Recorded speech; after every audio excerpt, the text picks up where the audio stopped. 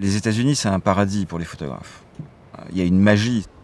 Je fais partie d'une génération qui a été bercée par le cinéma américain. J'ai, dans ma photographie, il y a beaucoup d'influences cinématographiques, c'est évident. Le film noir, les grands espaces, ça me parle énormément. Quand je suis arrivé à Los Angeles, j'ai fait... évidemment, j'ai photographié LA comme un dingue. Et le résultat était bof. Il n'y avait rien d'extraordinaire là-dedans. Donc il fallait que je trouve un angle. J'ai d'abord trouvé le sténopé qui me permettait d'effacer les détails qui me gênaient, justement avec ces flous, ces atmosphères. Donc je n'avais plus que des atmosphères.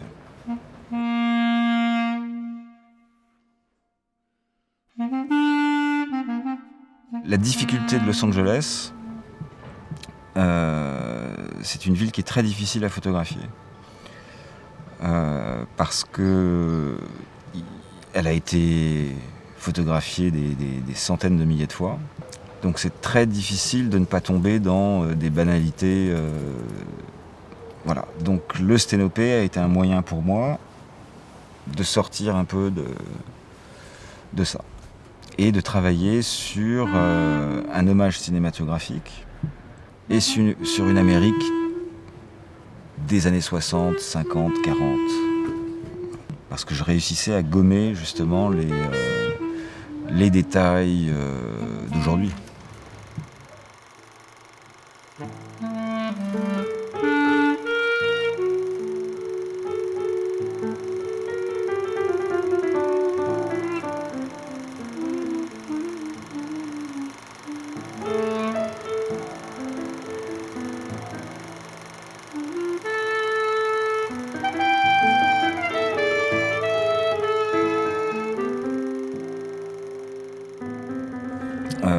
Le sténopé, si c'est juste un petit trou, évidemment, ce sont des négatifs qui sont très mous. Donc ça donne des tirages qui sont très fades, il n'y a pas de vrai noir. Moi, ça ne me parle pas. Donc il fallait que j'obtienne des noirs très denses, très profonds, et que j'obtienne du contraste.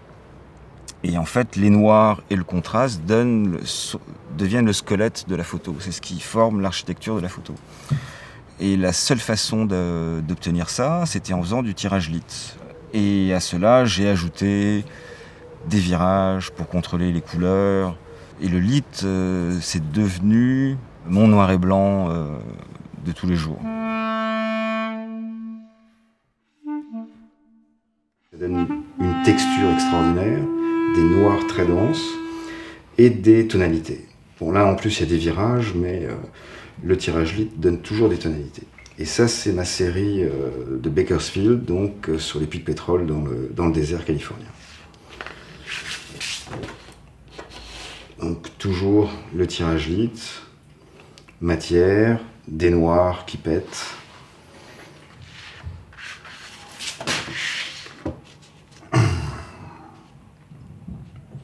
Voilà, et toujours cette recherche de texture, quoi. Tous sont virés, ils sont virés en 2 étapes. À la fin de ma session, je les vire au sélénium. Alors le sélénium renforce encore plus les noirs. Et en fait, ça commence par les noirs, par les densités. Plus on attend, plus il vient vers les demi-teintes et les hautes lumières. Donc je fais un virage de manière à ce que uniquement les noirs soient touchés. Et ensuite, je le lave, je le sèche. Et le lendemain, je remouille le tirage. Je fais un blanchiment et je fais un virage au sépia ou au polysulfide de manière à avoir les autres couleurs. Ça me permet d'avoir des split tones.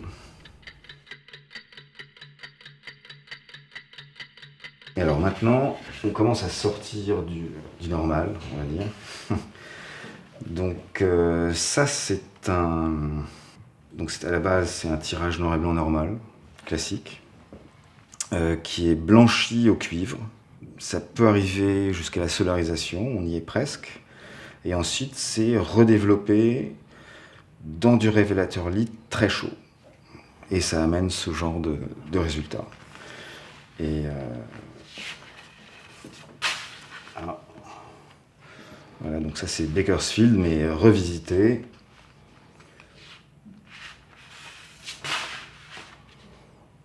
Voilà, et là il y a une solarisation.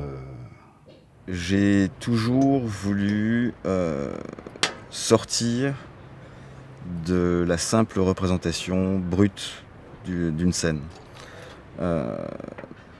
Donc l'intervention première, ça a été le tirage.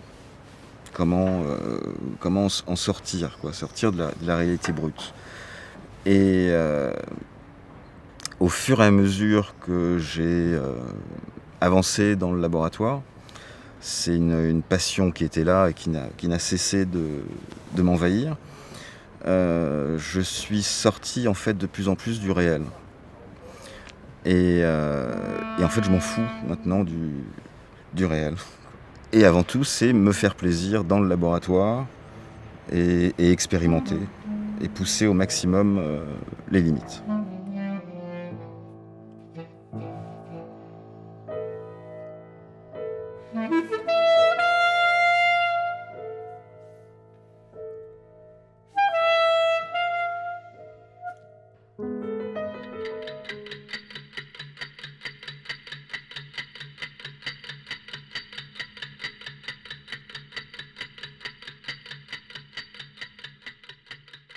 Pendant quand même 5 ou 6 ans, je faisais que des sténopées, donc il y a eu un moment où il fallait que j'arrête, passer à autre chose.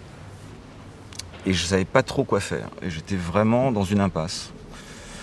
Et je suis retourné dans mes planches contact. Donc tout ce que j'avais fait en arrivant à LA. Jusqu'à... C'était en 2012, 2013, 2012 je crois. Enfin, voilà, tout ce que j'avais fait. Et il y avait des choses qui me plaisaient, mais qui étaient isolées. Des petites choses uniquement. Donc oui, m'est venue l'idée de découper dans les nègres. Donc évidemment, je n'ai pas détruit mes originaux, hein. J'ai fait des reproductions de mes négatifs, et c'est les reproductions que j'ai commencé à découper. Et j'ai commencé à faire des montages, des associations pour recréer mes propres compositions. Et là, ça commençait à prendre sens. Et puis ensuite,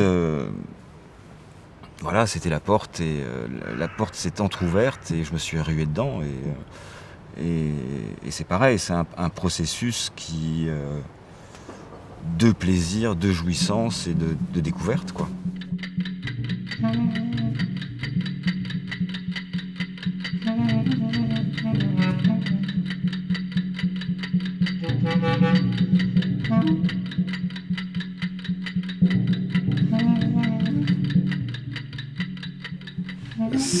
C'est le début de mes expérimentations pour aller vers le LA Chromo. Donc, ça se fait en 3 étapes. Voilà, là, c'est Coffee, les premières images, ouais. Les premiers tests. Et puis on arrive à LA Chromo, c'est-à-dire que je découpe dans le négatif. Et je commence à faire mes collages et mes chromos. Et là, c'est la porte à une déclinaison sans fin.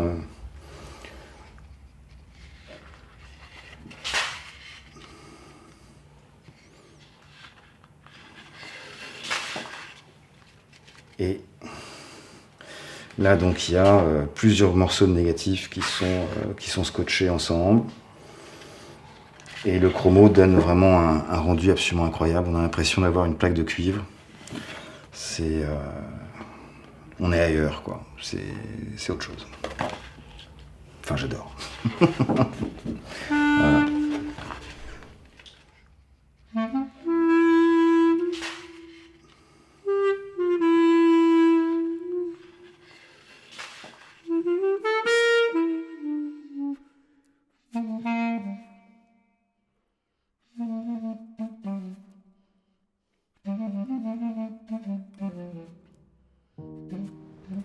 chaque sujet en fait a sa technique. Par exemple, pour ce qui est de LA Chromo, là c'est de la solarisation, une solarisation contrôlée, mais qui ouvre des portes à un univers infini, parce qu'il n'y a pas un seul tirage qui soit identique. On peut obtenir des résultats mais absolument hallucinants, et ça dépend des papiers qu'on utilise, de l'état de la chimie, de tout. Donc il y a un univers qui s'ouvre, et c'est extraordinaire. Donc c'est... Voilà, je sais pas comment l'expliquer, mais c'est un voyage. Je rentre dans le labo, je ne sais pas ce qui va m'attendre, et je vais de surprise en surprise, même si elles sont contrôlées quelque part, mais voilà. Donc c'est un voyage. Et c'est un autre travail sur les symboles, où là, la réalité n'existe plus. Le réel. Et c'est un travail de déclinaison des tirages. Donc c'est vraiment du staccanovisme quelque part, parce que sur une même photo, je peux faire une cinquantaine de tirages, et ils seront tous différents, et ça peut faire des assemblages absolument délirants, quoi. Enfin, et je travaille sur les symboles, donc c'est coca, c'est sans fin, quoi. C'est sans fin.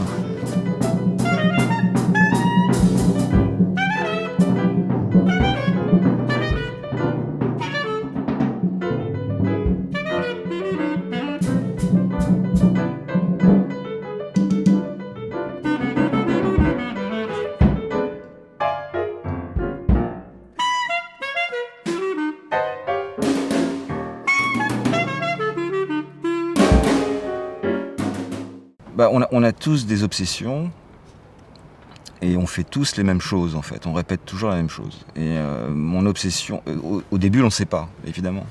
Et on réalise petit à petit ça. Et moi c'est la mémoire. Et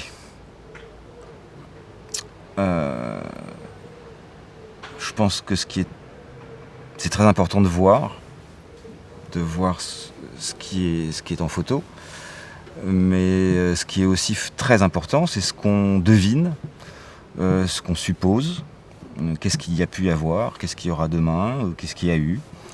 Et donc, qu'est-ce qu'on ne voit pas dans la photo est aussi très important. Et c'est beaucoup ça. Par exemple, mes surimpressions à Moscou, Berlin, c'est énormément de fantômes. Et ce sont des portes pour l'imagination, quoi. Voilà, donc on a la même histoire, hein. Donc nous sommes européens, et on partage cette histoire. Et c'est clair que d'aller à Berlin et à Moscou, j'étais à la recherche de fantômes. Et donc c'est la Seconde Guerre mondiale, c'est évident. Et quand j'étais à Prague, je suis allé à Theresienstadt. Et ouais, c'est clair que c'est lourd. Voilà. Je suis allé en Pologne, et j'ai pas pu aller à Auschwitz. Je me suis dégonflé à la dernière minute, quoi. Panique. Donc ça, c'est quelque chose qu'il faudrait que je fasse un jour. Mais en tout cas, la photo d'hier, cette photo d'hier avec le portrait de Staline et cette foule de nostalgiques de l'Union soviétique, on peut penser ce qu'on veut du communisme et de l'Union soviétique, toujours est-il que sans eux, l'Allemagne n'aurait pas été défaite. Et ça, on ne peut pas l'oublier. Voilà. Et ça, je l'assume.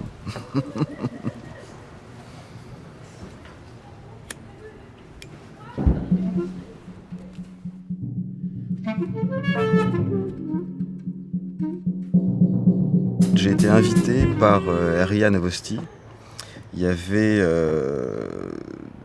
le G20 qui allait se passer à Saint-Pétersbourg. Et donc j'ai été invité. En fait, il y avait eu 20 photographes, un de chaque nationalité invité. Et j'étais le français, donc ça c'était super. Et chacun de nous avait une carte blanche. Et j'ai eu envie de travailler sur le constructivisme.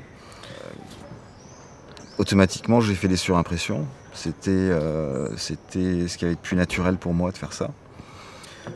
Ça résonnait avec le travail que j'avais fait il y a 15 ans de ça à Moscou. Cette architecture me passionne, me parle, inconsciemment ou pas, mais elle me parle. Tout ce qui est lettres, enfin, tous ces symboles me parlent énormément. Donc la surimpression s'imposait. Et là, je l'ai fait en couleur, en numérique. Donc c'était aussi une découverte intéressante.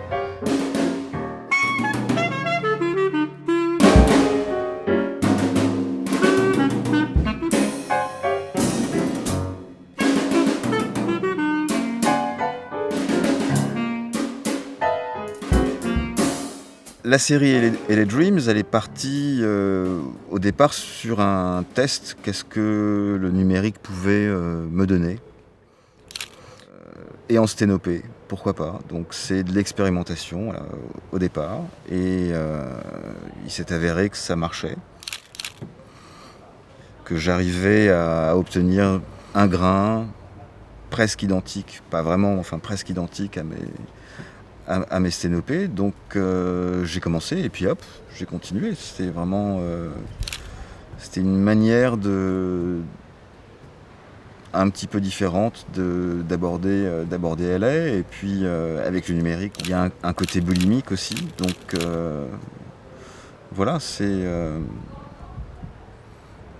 plus un jeu pour moi de voir ce que je pouvais faire avec le numérique. J'ai fait beaucoup de couleurs en numérique et il y a un truc intéressant. C'était toujours dans mes disques durs. Donc quelque part il y avait un côté abstrait, ça n'avait pas vraiment de valeur. Et j'ai décidé de faire des tirages de lecture de tout ce que j'avais fait. Une fois qu'on touche les tirages, une fois qu'on a une véritable préhension, ça devient quelque chose de tangible et ça donne du sens. Donc ça, c'était intéressant. Et en ayant tous ces tirages là, sur la table, et bien tout d'un coup, j'avais un vrai sujet et j'ai réalisé que j'avais eu un véritable travail en couleur. C'est intéressant. C'est aussi le problème du numérique.